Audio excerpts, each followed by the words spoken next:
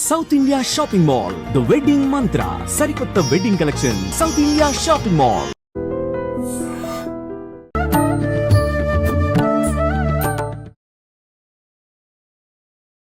నమస్కారం, welcome to I dream. ధర్మ మార్గం విత్ విజిత కార్యక్రమానికి స్వాగతం. ప్రస్తుతం మనతో పాటు ఉన్నారు ప్రముఖ జ్యోతిష వాస్తు పండితులు బ్రహ్మశ్రీ అన్నవరపు తిరుపతి మూర్తి అవధాని గారు. ఇప్పుడు గురుగారితో మాట్లాడి మరిన్ని విషయాలు తెలుసుకుందాం.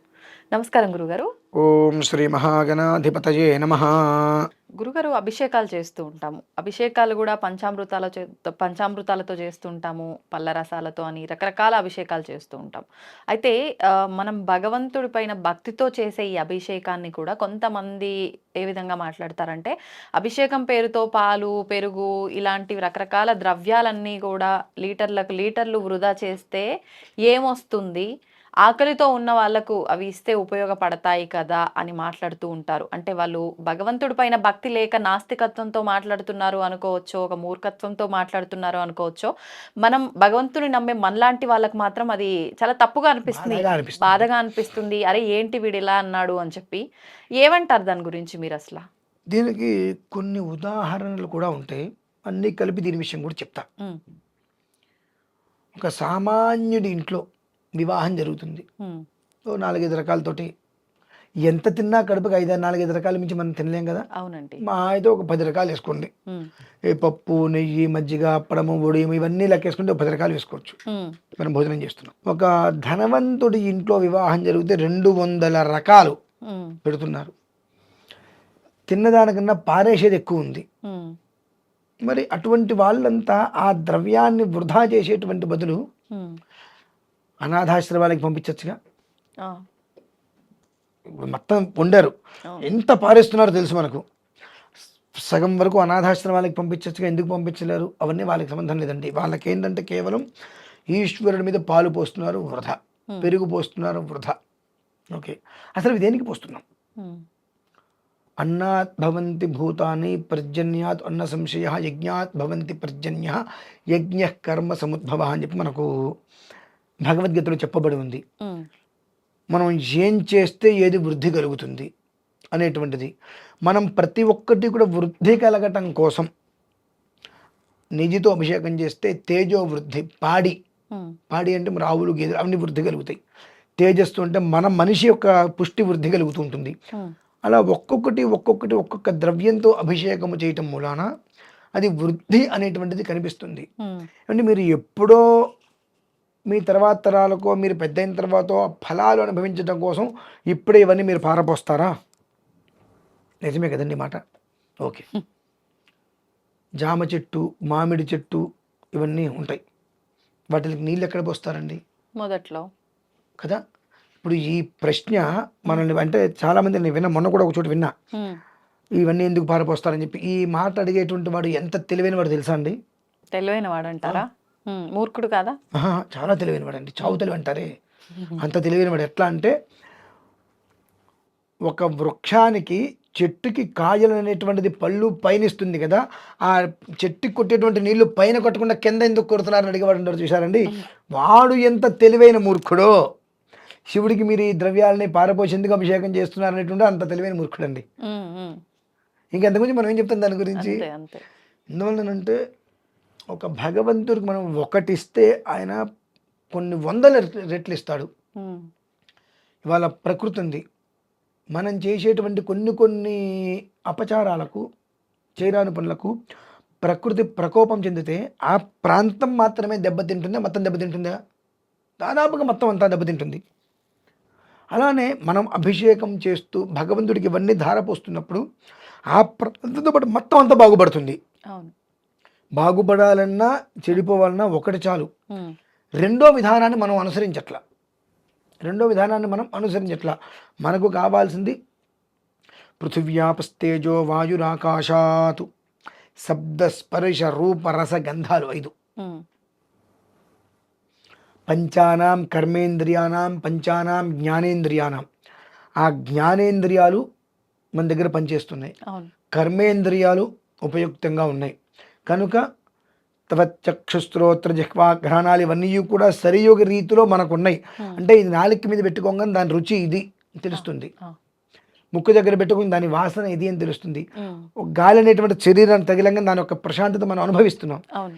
ఇది ఏ రకంగా అనుభవిస్తున్నామంటే పంచభూతాత్మక శక్తి, ఉమ్, ఇవి పంచామృత స్థితిగా మనం వీటితో మనం అభిషేకం చేసేటువంటి పరిస్థితులలో సద్యోజాత వామదేవ అఘోర తత్పురుష ఈశాన పంచబ్రహ్మలు, ఉమ్, ఈ పంచముఖుడైనటువంటి ఆ ఈశ్వరుడికి ఉమ్, పంచామృతాలే కావచ్చు, ఏ ద్రవ్యమైనా కావచ్చు, విశేషంగా అభిషేకం చేస్తున్నప్పుడు ఉమ్, ఆ అభిషేకం గురించి విన్నవారు, తెలిసినవారు, చూసినవారు, ఉమ్, చూశామని చెప్పిన వారు, ఈ నలుగురికి కూడా అందులో ఉండేటువంటి ఫలితం సమానంగా వస్తుందమ్మా.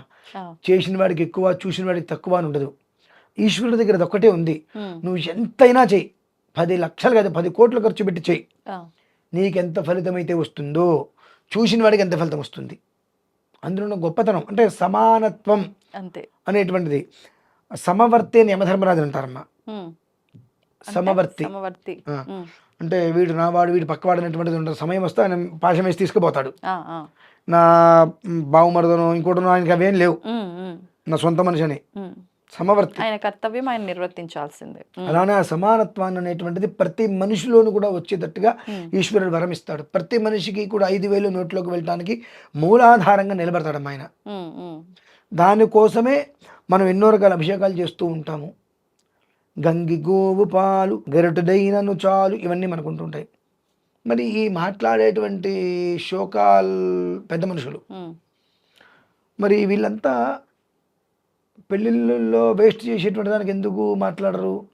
ఒక డెకరేషన్ చేస్తారు, ఉమ్, 1,00,00,000 రూపాయలు అంత ఖర్చు పెట్టుకొని 50 లక్షలు ఖర్చు పెట్టి డెకరేషన్ చేస్తారు. తెల్లవారితే డెకరేషన్ దేనికి పనికిరాదుగా, అవును. పూలు మొత్తం నాశనం అయిపోతాయిగా. ఉమ్, మరి అంత దాన్ని నాశనం చేసేటప్పుడు ఈ ఆలోచన ఎందుకు రావట్లా? ఉమ్, అరే ఇంత లక్షలు ఖర్చు పెట్టి ఇంత చేసి రేపు ఉదయానికి దేనికి పనికిరాదు మొత్తం అంతే డస్ట్బిన్లో పడేస్తున్నాం కదా. అవును. అది తీసుకెళ్ళి ఏదైనా ఒక అనాథాశ్రమం ఎన్ని రోజులు భోజనం పెట్టచ్చు?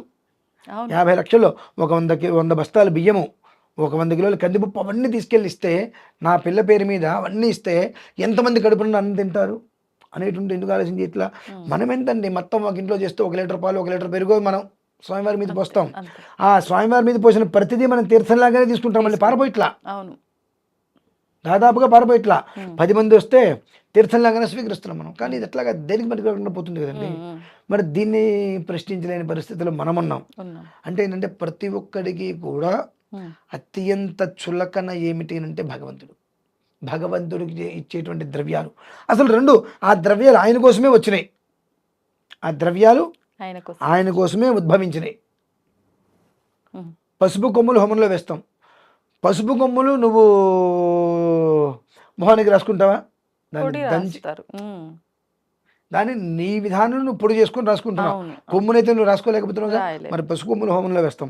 ఉమ్, అమ్మవారికి పసుపు కొమ్ములు దండగట్టి మెడలో వేస్తాం. ఉమ్, ఉమ్, అంటే ప్రతిదీ భగవంతుని నిమిత్తమే వచ్చినాయి.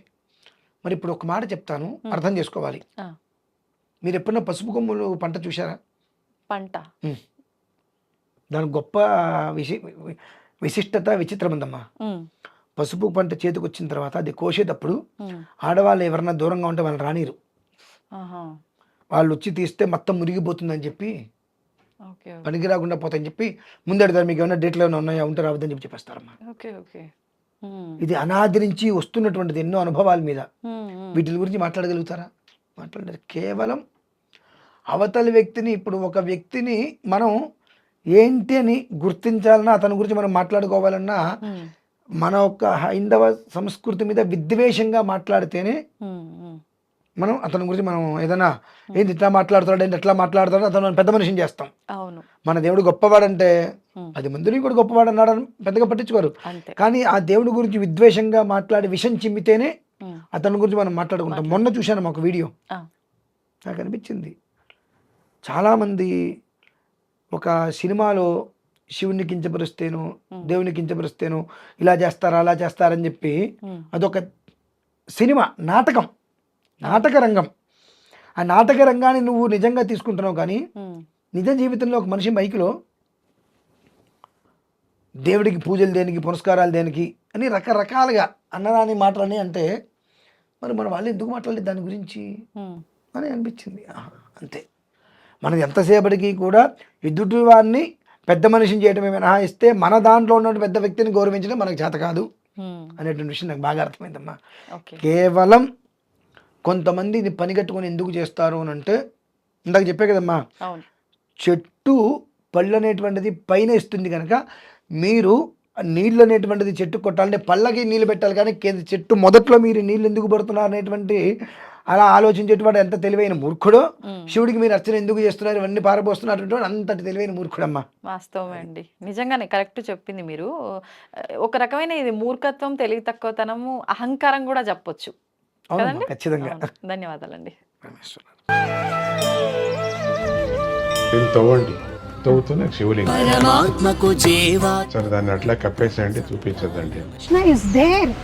మూర్తి పూజ కాదు, సాక్షాత్ బ్రజేంద్ర నందన భగవాన్ ఉన్నారు మూర్తిలో. ఏమీ ఆశించకుండా ఆరాధించే వాళ్ళు కూడా ఉన్నారా ప్రభుజీ? నిజమైన భక్తి అంటే మనకు తెలియదు కాబట్టి